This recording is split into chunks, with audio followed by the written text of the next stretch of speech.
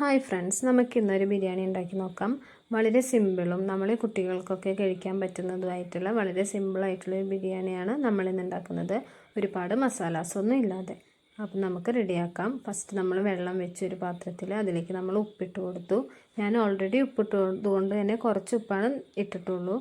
പിന്നെ നമുക്ക് നെയ്യ് ഒഴിച്ച് കൊടുക്കാം, സ്പൈസസുകളൊക്കെ ഇട്ട് കൊടുക്കാം. എപ്പോഴും വെള്ളത്തിൽ നന്നായിട്ട് ഉപ്പ് വേണം, എന്നാലാണ് അരിയിലേക്ക് നന്നായിട്ട് ഉപ്പ് പിടിക്കുകയുള്ളൂ.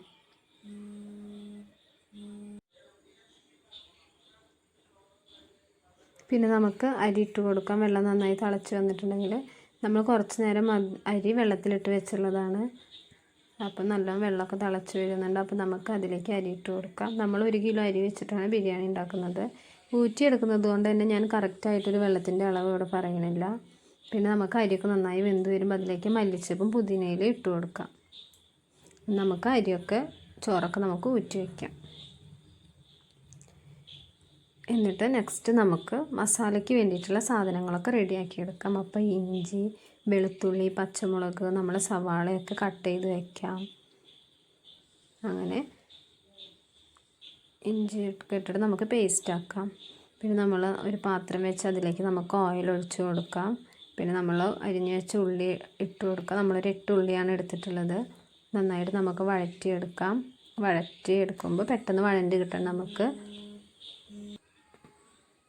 കുറച്ച് ഉപ്പ് നമുക്ക് ചേർത്ത് കൊടുക്കാം, നന്നായിട്ട് വഴണ്ട് കിട്ടാൻ വേണ്ടിയിട്ട്.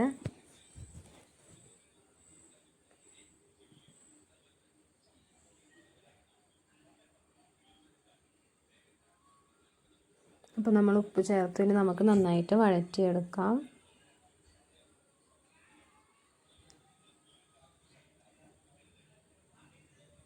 അപ്പോൾ നന്നായി വഴണ്ടതിന് ശേഷം നമുക്കതിലേക്ക് ഇഞ്ചി വെളുത്തുള്ളി പേസ്റ്റ് ഇട്ട് കൊടുക്കാം.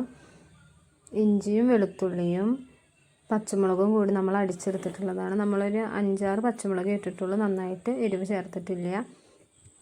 പിന്നെ നമുക്കൊരു 5 തക്കാളി കട്ട് ചെയ്ത് വെച്ചത് നമുക്ക് അതിലേക്ക് ചേർത്ത് കൊടുക്കാം. അതും നന്നായിട്ട് നമുക്ക് വഴറ്റിയെടുക്കാം. അപ്പോൾ തക്കാളി നന്നായിട്ട് നമ്മൾ വഴറ്റിയെടുക്കുന്നുണ്ട്. വളരെ സിമ്പിളായിട്ട് നമുക്ക് 2 ഇൻഗ്രീഡിയൻസ് മാത്രമേ നമ്മളിതിൽ ഇട്ട് കൊടുക്കുന്നുള്ളൂ. നമ്മളൊരു ടീസ്പൂണ് മഞ്ഞൾപ്പൊടി ഇട്ട് കൊടുക്കുന്നുണ്ട്. 2 ടീസ്പൂണ് ഗരം മസാലപ്പൊടിയാണ് നമ്മൾ പിന്നെ ഇട്ട് കൊടുക്കുന്നത്. നമ്മൾ വീട്ടിൽ തന്നെ എടുത്തിട്ടുള്ളതാണ്. നമ്മളെ സ്പൈസസുകളൊക്കെ ഒന്ന് ചൂടാക്കി പൊടിച്ചിട്ട് നമ്മളത് ഒരു ബോട്ടിലാക്കി വെച്ചിട്ടുള്ളതാണ്. അപ്പോൾ അതൊരു 2 ടീസ്പൂൺ നമ്മൾ ഇട്ട് കൊടുത്തു. അല്ലാതെ വേറെ ഒന്നും നമ്മൾ ചേർക്കുന്നില്ല ഇതിലേക്ക്.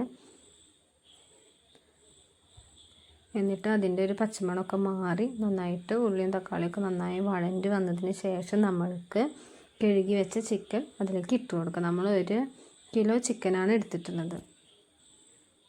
1 കിലോ അരിക്ക് നമ്മൾ 1 കിലോ ചിക്കൻ അങ്ങനെ. പിന്നെ നമുക്ക് അതിലേക്ക് കുറച്ച് തൈരും കൂടെ ഒഴിച്ചു കൊടുക്കാം. ഇത് നിങ്ങൾക്ക് ഉപ്പ് കുറവാണെന്നുണ്ടെങ്കിൽ കുറച്ചും കൂടെ ഇട്ട് കൊടുക്കാം. എന്നിട്ട് നമുക്ക് അടച്ച് വെച്ചിട്ട് നന്നായി വേവിച്ചെടുക്കാം.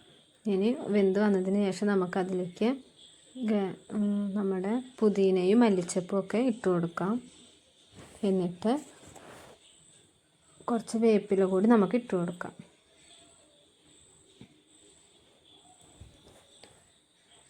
നമുക്ക് കുറച്ചുകൂടെ വെള്ളം വറ്റാണ്ടായിരുന്നു. അപ്പോൾ നമുക്കൊന്നും കൂടെ വേവിച്ചെടുക്കാം. അങ്ങനെ നമ്മൾ വെള്ളമൊക്കെ വറ്റി സെറ്റായി കിട്ടിയിട്ടുണ്ട്. അപ്പം നമുക്കൊന്ന് ദമ്മിട്ട് കൊടുക്കാം. അതിലേക്ക് നമ്മുടെ റൈസ് ഇട്ട് കൊടുക്കാം.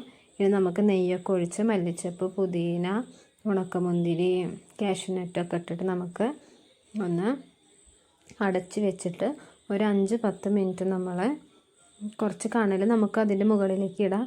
ഞാൻ ഇട്ടിട്ടില്ല, എന്നാലും നമ്മൾ ബിരിയാണിയൊക്കെ നല്ല സെറ്റായി കിട്ടിയിട്ടുണ്ട്.